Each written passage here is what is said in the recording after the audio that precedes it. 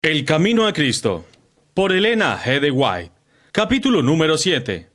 ¿Cómo lograr una magnífica renovación? Si alguno está en Cristo, es una nueva criatura. Las cosas viejas pasaron ya. He aquí que todo se ha hecho nuevo.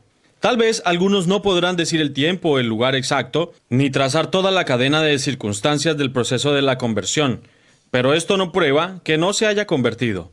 Cristo dijo a Nicodemo: el viento de donde quiere sopla, y oye su sonido, mas no sabes de dónde viene ni a dónde va. Así es todo aquel que es nacido del Espíritu. Así como el viento es invisible, y sin embargo se ven y se sienten claramente los efectos, así obra el Espíritu de Dios en el corazón humano. El poder regenerador que ningún ojo humano puede ver engendra una vida nueva en el alma, crea un nuevo ser conforme a la imagen de Dios. Aunque la obra del Espíritu es silenciosa e imperceptible, sus efectos son manifiestos. Cuando el corazón ha sido renovado por el Espíritu de Dios, el hecho se manifiesta en la vida, al paso que no podemos confiar para nada en nosotros ni en nuestras buenas obras. Nuestra vida ha de ser revelada si la gracia de Dios mora en nosotros. Se notará un cambio en el carácter, en las costumbres y ocupaciones. La diferencia será muy clara e inequívoca entre lo que ha sido y lo que son. El carácter se da a conocer no por las obras buenas o malas que de vez en cuando se ejecutan, sino por la tendencia de las palabras y de los actos en la vida diaria.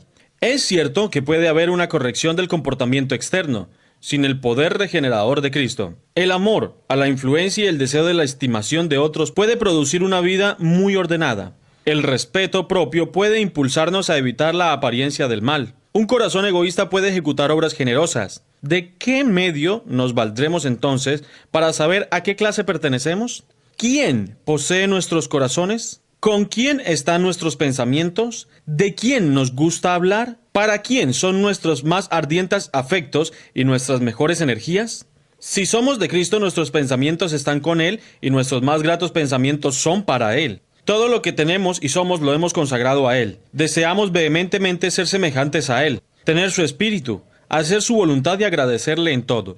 Los que son hechos nuevas criaturas en Cristo Jesús manifiestan los frutos del Espíritu: amor, gozo, paz, longanimidad, benignidad, bondad, fidelidad, mansedumbre, templanza. Ya no se conforman por más tiempo con las concupiscencias anteriores, sino que por fe del Hijo de Dios siguen sus pisadas. Reflejan su carácter y se purifican a sí mismos, así como Él es puro. Aman obrar las cosas que en un tiempo aborrecían y aborrecen las cosas que en otro tiempo amaban. El que era orgulloso y dominante ahora es manso y humilde de corazón. El que antes era vano y altanero ahora es serio y discreto. El que antes era borracho ahora es sobrio, y el que era libertino, puro. Han dejado las costumbres y modas vanas del mundo. Los cristianos no buscan el adorno exterior, sino que sea adornado el hombre interior por el corazón, con la ropa imperecedera de un espíritu manso y sosegado. No hay evidencia de arrepentimiento verdadero cuando no se produce una reforma en la vida. Se restituye la prenda, devuelve lo que hubiere robado, confiesa sus pecados y ama a Dios y a su prójimo. El pecador puede estar seguro de que pasó de muerte a vida. Cuando venimos a Cristo, como seres errados y pecaminosos, y nos hacemos partícipes de su gracia perdonadora, nace en nuestro corazón el amor de Él. Toda carga resulta ligera, porque el yugo de Cristo es suave. Nuestros deberes se hacen deliciosos y los sacrificios un gozo. El sendero que en el pasado nos parecía cubierto de tiniebla, ahora brilla con los rayos del sol de justicia. La belleza del carácter de Cristo se verá en los que le siguen. Era su delicia hacer la voluntad de Dios. El poder predominante en la vida de nuestro Salvador era el amor de Dios y el celo por su gloria. El amor embellecerá y ennoblecerá todas las acciones. El amor es de Dios. No puede producirlo u originarlo el corazón inconverso. Se encuentra solamente en el corazón donde Cristo reina. Nosotros amamos por cuanto Él nos amó primero. En el corazón regenerador de la gracia divina, el amor es el móvil de las acciones. Modifica el carácter, gobierna los impulsos, restringe las pasiones, domina la enemistad y ennoblece los afectos. Este amor alimentado en el alma endulza la vida y derrama una influencia purificadora en todo su alrededor. Hay dos errores contra los cuales los hijos de Dios, particularmente los que apenas han comenzado a confiar en su gracia, deben especialmente guardarse. El primero, sobre el que ya se ha insistido, es el de fijarse en sus propias obras, confiando en alguna cosa que pueden hacer para poner en armonía con Dios. El que está procurando llegar a ser santo mediante sus propios esfuerzos por guardar la ley, está procurando una imposibilidad.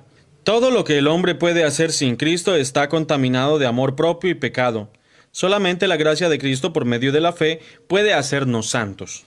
El error opuesto, y no menos peligroso, es que la fe en Cristo exime a los hombres de guardar la ley de Dios, puesto que solamente por la fe somos hechos participantes de la gracia de Cristo. Nuestras obras no tienen nada que ver con nuestra redención. Pero nótese aquí que la obediencia no es un mero cumplimiento externo, sino un servicio de amor. La ley de Dios es una expresión de su misma naturaleza. Es la personificación del gran principio de amor y en consecuencia del fundamento de su gobierno en los cielos y en la tierra. Si nuestros corazones son regenerados a la semejanza de Dios, si el amor divino es implantado en el corazón, ¿no se manifestará la ley de Dios en la vida? Cuando es implementado el principio del amor en el corazón, cuando el que lo creó se cumple en él la promesa del nuevo pacto, pondré mis leyes en tu corazón y también en su mente las escribiré. Y si la ley está escrita en el corazón, ¿no modelará la vida? La obediencia, es decir, el servicio y la lealtad de amor, es la verdadera prueba del discipulado. Siendo así, la Escritura dice, este es el amor de Dios, que guardemos sus mandamientos. El que dice, yo le conozco y no guarda sus mandamientos es mentiroso, y no hay verdad en él. En vez de que la fe exima al hombre de la obediencia de la ley, es la fe, y solo ella, la que lo hace participante de la gracia de Cristo y lo capacita para obedecerlo.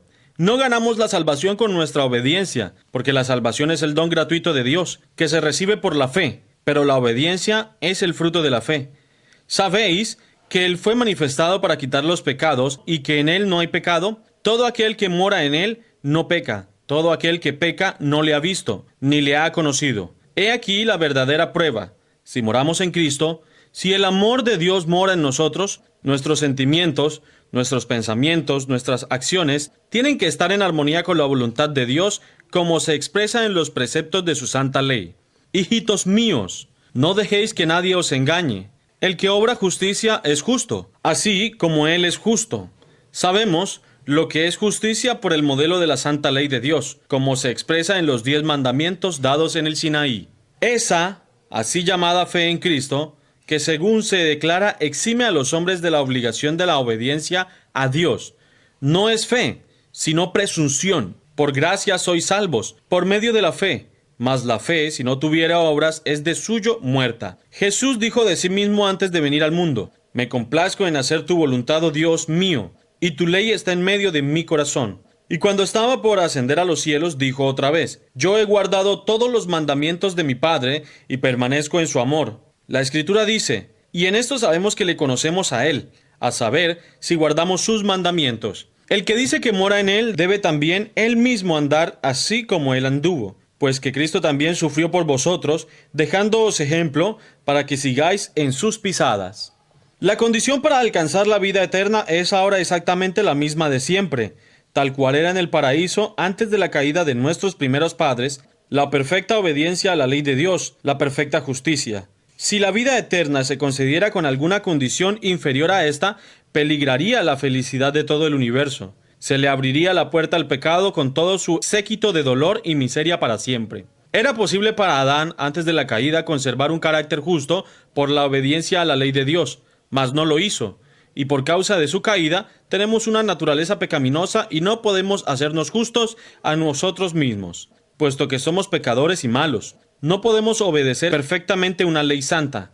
No tenemos, por nosotros mismos, justicia con que cumplir lo que la ley de Dios demanda. Mas Cristo nos ha preparado una vía de escape. Vivió sobre la tierra en medio de pruebas y tentaciones tales como las que nosotros tenemos que arrastrar. Sin embargo, su vida fue impecable.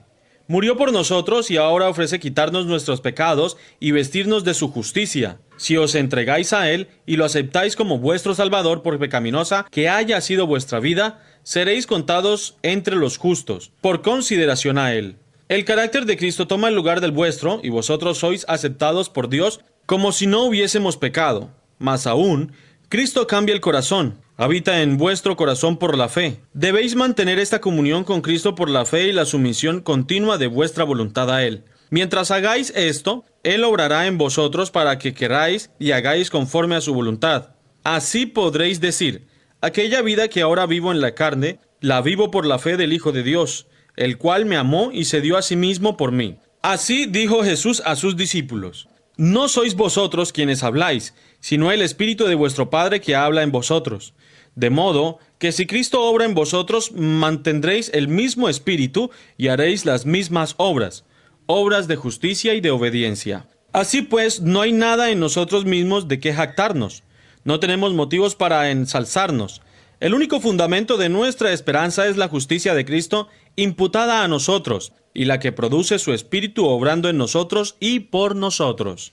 Cuando hablamos de la fe, debemos tener siempre presente una distinción. Hay una clase de creencia enteramente distinta de la fe. La existencia y el poder de Dios, la verdad de su palabra, son hechos que aún Satanás y sus huestes no pueden negar de corazón. La Biblia dice que los demonios lo creen y tiemblan, pero esta no es fe. Donde no solo hay una creencia en la palabra de Dios, sino una sumisión de la voluntad a Él, donde se le da el corazón y los afectos se fijan en Él, allí hay fe. Fe que obra por el amor y purifica el alma. Mediante esta fe el corazón se renueva conforme a la imagen de Dios, y el corazón, que en su estado carnal no se sujeta a la ley de Dios, ni tampoco podía, se deleita después en sus santos preceptos, diciendo con el salmista: Oh, cuánto amo tu ley, todo el día es ella mi meditación, y la justicia de la ley se cumple en nosotros, los que no andamos conforme a la carne, mas conforme al Espíritu. Hay quienes han conocido el amor perdonador de Cristo y desean realmente ser hijos de Dios. Sin embargo, reconocen que su carácter es imperfecto y su vida defectuosa, y están propensos a dudar de que sus corazones hayan sido regenerados por el Espíritu Santo. A los tales, quiero decirles que no se abandonen a la desesperación. Tenemos a menudo que postrarnos y llorar a los pies de Jesús por causa de nuestras culpas y errores. Pero no debemos desanimarnos. Aún si somos vencidos por el enemigo, no somos arrojados, ni abandonados, ni rechazados por Dios. No. Cristo está a la diestra de Dios e intercede por nosotros. Dice el discípulo amado: Estas cosas os escribo para que no pequéis. Y si alguno pecare, abogado tenemos para con el Padre, a saber, a Jesucristo el justo. Y no olvidéis las palabras de Cristo, porque el Padre mismo os ama. Él quiere que os reconciliéis con Él. Quiere ver su pureza y santidad reflejada en vosotros. Y si tan solo queréis entregaros a Él, el que comenzó en vosotros la buena obra la perfeccionará hasta el día de Jesucristo. Orar con más fervor. Creed más plenamente. A medida que desconfiemos de nuestra propia fuerza, confiaremos en el poder de nuestro Redentor, y luego alabaremos a aquel que es la salud de nuestro rostro. Cuanto más cerca estéis de Jesús, más imperfectos os reconoceréis, porque veréis más claramente vuestros defectos a la luz del contraste de su perfecta naturaleza. Esta es una evidencia de que los engaños de Satanás han perdido su poder y de que el Espíritu de Dios os está despertando. No puede existir amor profundo por Jesús en el corazón que no comprende su propia perversidad. El alma que se haya transformado por la gracia de Cristo admitirá su divino carácter, pero el no ver vuestra propia deformidad moral es una prueba inequívoca de que no hemos llegado a ver la belleza y excelencia de Cristo. Mientras menos cosas dignas de estima veamos en nosotros, más encontraremos que estimar en la pureza y santidad infinitas de nuestro Salvador. Una idea de nuestra pecaminosidad nos puede guiar a aquel que nos puede perdonar, y cuando comprendamos nuestra impotencia, nos esforzaremos en seguir a Cristo. Él se nos revelará con poder. Cuanto más nos guíe la necesidad a Él y a la palabra de Dios, tanto más elevada visión tendremos de su carácter y más plenamente reflejaremos su imagen. El camino a Cristo, por Elena G. de White. Capítulo número 7. ¿Cómo lograr una magnífica renovación?